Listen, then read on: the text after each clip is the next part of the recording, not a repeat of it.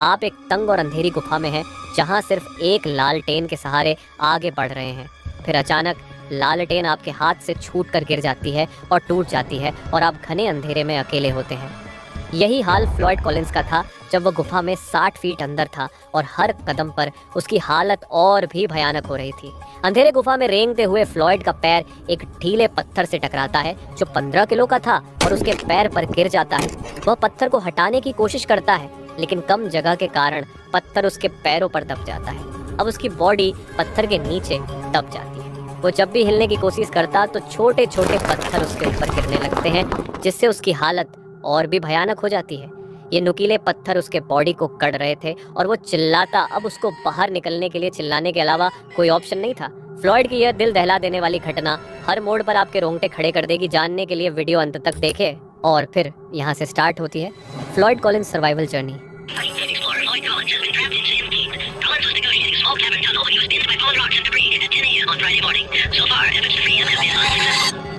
America में एक unique city है, केव सिटी, जहाँ दर्जनों भर केव्स है और वहाँ के लोगों की अर्निंग केव एक्सप्लोरेशन से ही होती है।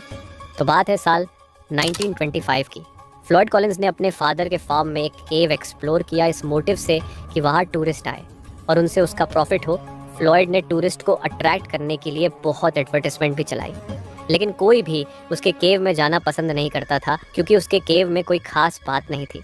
तो फिर उसके बाद फ्लॉयड ने किसी और की प्राइवेट प्रॉपर्टी पर एक और केव एक्सप्लोर किया और केव की डिस्कवरी किया और डील रखा कि 50% प्रॉफिट लैंड ओनर के साथ शेयर होगा।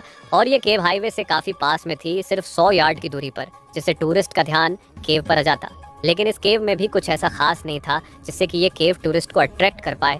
बट फिर फ्लॉयड को पता चलता है कि इस केव के अंदर एक अनोखा जिप्सम क्रिस्टल चैम्बर है जो कि टूरिस्ट को केव में आने के लिए अट्रैक्ट कर सकता है। लेकिन वह क्रिस्टल चैम्बर काफ़ी अंदर था और वहाँ तक पहुँचना मुमकिन नहीं था क्योंकि वहाँ तक जाने के लिए कोई रास्ता बना नहीं था।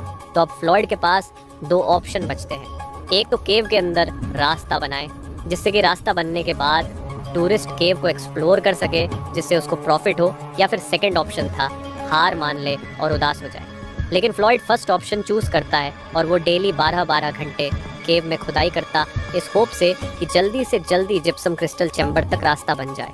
फिर 30 जनवरी 1925 को, उसी दिन जिस दिन यह केव में फंसता है, वह क्रिस्टल चैम्बर तक रास्ता बना लेता है और अब उसे वहां से रिटर्न होकर केव के बाहर जाना होता है। लेकिन रिटर्न जाते टाइम फ्लॉयड केव में बुरी तरीके से 60 फीट के गहराई में अटक जाता है जहां उसका हिलना भी इम्पॉसिबल था। वह अंधेरे में वहाँ हेल्प हेल्प चिल्लाने लगता है। काफ़ी चिल्लाने के बाद भी उसकी आवाज़ किसी को सुनाई नहीं दे रही थी क्योंकि केव के पास कोई नहीं था। वह चिल्लाता और वही सो जाता और पूरे 23 घंटे तक ऐसे ही चिल्लाता रहता है। 30 जनवरी का पूरा दिन, पूरी रात गुजर जाती है लेकिन इसे सुनने वाला कोई नहीं था। तभी इसकी किस्मत अच्छी थी कि प्रॉपर्टी के ओनर्स वहां आते हैं और प्रॉपर्टी के ओनर के बेटे को फ्लॉयड के कपड़े केव के बाहर दिखते हैं। फिर वह केव के अंदर जाकर देखता है तो उसे हेल्प मी ऐसी आवाज़ें सुनाई दे रही होती हैं। तभी वह अपने पेरेंट्स को बताता है और ये खबर पूरे एरिया में फैल जाती है और वहाँ हज़ारों की संख्या में भीड़ जमा हो जाती है। लेकिन उनमें से कोई भी उसे बचाने के लिए आगे नहीं बढ़ता है। तभी उसका भाई होमर कॉलिंस डिसाइड करता है कि वह उसको बचाने के लिए केव में जाएगा। फिर होमर केव के अंदर जाता है और जैसे ही वह केव में एंटर करता है तो आधे रास्ते में ही उसके कपड़े फट जाते हैं। फिर भी वह अपने भाई को बचाने की पूरी कोशिश करता है। फिर फाइनली वह फ्लॉयड के पास पहुंचता है और तभी होमर के पैर फ्लॉयड के सिर पर टच होते हैं। लेकिन ये सिचुएशन काफ़ी भयानक थी क्योंकि कंडीशन ये थी कि फ्लॉयड यहाँ था और पत्थर उसकी पैरों को दबाए हुए थे और वह भारी वजन के छोटे पत्थरों से घिरा हुआ था और छोटे पत्थरों के पहाड़ उसके ऊपर थे जो कि गिरने के लिए तैयार थे। क्योंकि यहाँ की ओपनिंग बहुत छोटी थी तो यहाँ केवल 2 ऑप्शन अवेलेबल थे। ऑप्शन 1, होमर को अपने पैरों को नीचे करके केव में आना था, लेकिन इससे फ्लॉयड को कुछ मदद नहीं होती। तो सेकंड ऑप्शन था कि मुंह के बल नीचे जाया जाए और फ्लॉयड के पैरों पर जो पत्थर है उन्हें हाथों से एक एक करके हटाया जाए। होमर ऐसा ही करता है। वह मुंह के बल नीचे जाकर पत्थर को हटाने लगता है, लेकिन गुफा कमज़ोर होने के कारण जैसे ही वह पत्थर हटाने की कोशिश करता, फ्लॉयड के ऊपर मौजूद पत्थर उसके ऊपर गिर जाते। अब वह काफ़ी क्रिटिकल कंडीशन में फंस चुका था और होमर भी वहाँ परेशान हो चुका था और होमर वहाँ से बाहर निकल जाता है। जैसे ही होमर केव से बाहर निकलता, न्यूज़ रिपोर्टर की भीड़ उसके आजू बाजू लग जाती है। वह फ्रस्ट्रेट होकर किसी को कुछ नहीं बताता है। अब तक ये खबर आग की तरह पूरे अमेरिका में फैल जाती है। तभी एक रिपोर्टर फ्लॉयड का इंटरव्यू लेने केव में घुसता है और इस भयानक कंडीशन में उसका इंटरव्यू लेता है, लेकिन फ्लॉयड जवाब देने के हालत में नहीं था। फिर रिपोर्टर भी वहाँ से रिटर्न आ जाता है और रिपोर्टर फ्लॉयड की खबर न्यूज़पेपर में फुल डिटेल में छापता है और इसकी खबर नेशन वाइड स्टोरी बन जाती है। स्टोरी की अपडेट हज़ारों न्यूज़पेपर और रेडियो के थ्रू लोग घंटों घंटों तक इसकी अपडेट ले रहे थे। इसकी कहानी अमेरिका में फैलती ही जा रही थी और सबकी ज़बान पर एक ही सवाल था कि फ्लॉयड कॉलिंस कब बाहर निकलेगा। कुछ घंटे ऐसे ही बीत जाते हैं, फ्लॉयड का चिल्लाना चालू ही रहता है। तभी रॉबर्ट बर्डन एक एक्सपीरियंस केवर आइडिया देता है कि फ्लॉयड की बॉडी को रस्सी से बांधते हैं और खींचते हैं। उसके बाद रिपोर्टर, होमर और रॉबर्ट बर्डन उसके बॉडी को रस्सी से बांधते हैं और तीनों रस्सी को खींचते हैं। तभी फ्लॉयड जोर से चिल्लाता है, स्टॉप स्टॉप। अगर वह तीनों रस्सी से फ्लॉयड को खींचना बंद नहीं करते तो फ्लॉयड की बॉडी 2 टुकड़ों में टूट जाती, क्योंकि फ्लॉयड अटका था कुछ इस तरीके से और रस्सी उसे खींच रही थी। इस तरह से, इस वजह से उसकी बॉडी सीलिंग को टच हो रही थी और वो वहाँ से निकल नहीं पा रहा था। उल्टा इस टेक्निक से उसकी जान जा सकती थी। अब तक पूरे 100 घंटे बीत चुके थे फ्लॉयड को केव में फंसे हुए और अब वह तीनों भी केव से बाहर निकलते हैं। फिर दोबारा रिपोर्टर फ्लॉयड के पास जाता है और कहता है, बाहर हज़ारों लोग तुम्हारे बारे में जान चुके हैं और सभी तुम्हारे लिए दुआ कर रहे हैं। अगर तुम्हें कुछ कहना है तो तुम कह दो। फ्लॉयड था 100 घंटों से फंसा होता है और वो न्यूज़पेपर के हेल्प से कहता है, मुझे विश्वास है कि मैं स्वर्ग में जाऊँगा। मुझे एहसास हो रहा है कि मुझे मेरे दोनों पैरों के साथ जिंदा बाहर निकाला जाएगा। मैं सोचता रहा कि अगर मेरे ऊपर का पत्थर गिर जाए तो क्या होगा।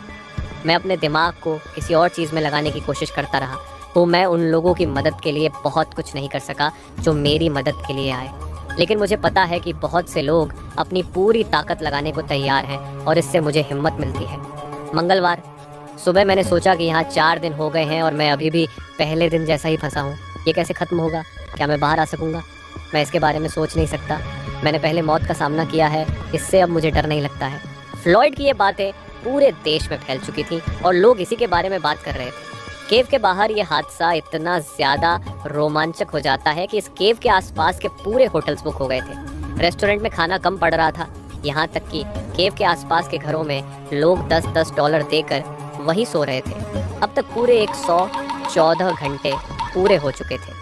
अब गवर्नमेंट भी इस इंसिडेंट में इंटरेस्ट लेना स्टार्ट कर देती है और रेस्क्यू टीम को भेजती है। उनमें से एक रेस्क्यूअर केव में जाते हैं और फ्लॉयड तक पहुंचते हैं, जहां वह देखते हैं कि फ्लॉयड हेल्प के लिए चिल्ला रहा होता है और अब रेस्क्यूअर के आसपास छोटे छोटे पत्थर गिरने लगते हैं। तो रेस्क्यूअर रिटर्न जाने लगता है। तभी फ्लॉयड उसे कहता है कि उसे बहुत प्यास लगी है। तभी रेस्क्यूअर फ्लॉयड को पानी पिलाता है, लेकिन फ्लॉयड सिर घुमाकर पानी पीने से इनकार कर देता है। फ्लॉयड की इन हरकतों से रेस्क्यूअर समझ जाता है कि ये अपने साथ मुझे भी मरवाने की कोशिश में है, इसलिए रेस्क्यूअर जल्दी से वहाँ से निकलता है। अब फ्लॉयड अकेला केव में दबा रहता है और वहाँ बैठे लोग भी कुछ कर नहीं पा रहे थे।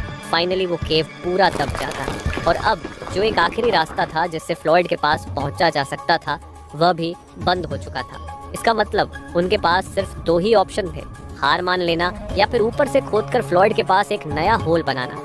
बट यहाँ भी एक डर था कि होल बनाते बनाते फ्लॉयड को कहीं चोट न लग जाए। बट इसके अलावा उनके पास कोई ऑप्शन नहीं था, तो वह सभी केव के ऊपर होल करने में लग जाते हैं और फ्लॉयड को इस बात का अंदाज़ा नहीं था कि उसके 55 फीट ऊपर किस लेवल का ऑपरेशन हो रहा है। शहर से कई प्रोफेशनल ग्रुप्स इस रेस्क्यू मिशन पर काम कर रहे थे। ये एक प्रोफेशनल रेस्क्यू मिशन बन चुका था। 75 लोग इस रेस्क्यू में शामिल थे और वे हर घंटे 2 फीट ज़मीन खोद सकते थे, यानी 55 फीट खोदने में उन्हें लगभग 30 घंटे लगने वाले थे। फिर सवाल ये था कि क्या फ्लॉयड इतने समय तक जिंदा रह पाएगा। फिर भी टीम के मेंबर्स फुल स्पीड में काम कर रहे थे, लेकिन उनकी स्पीड धीरे धीरे कम हो रही थी।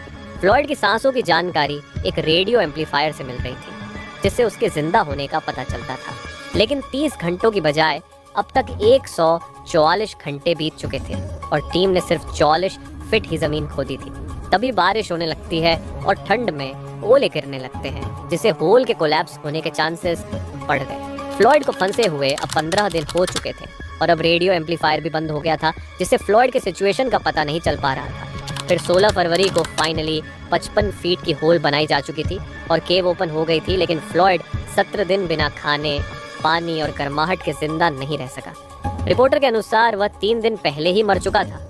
अगर यह मिशन 3 दिन पहले कंप्लीट होता तो फ्लॉयड को बचाया जा सकता था और फिर उसकी बॉडी को निकालकर एक मेटल के बॉक्स में चैन से बांध कर रखा गया और इस तरह फ्लॉयड का भयानक तरीके से अंत हो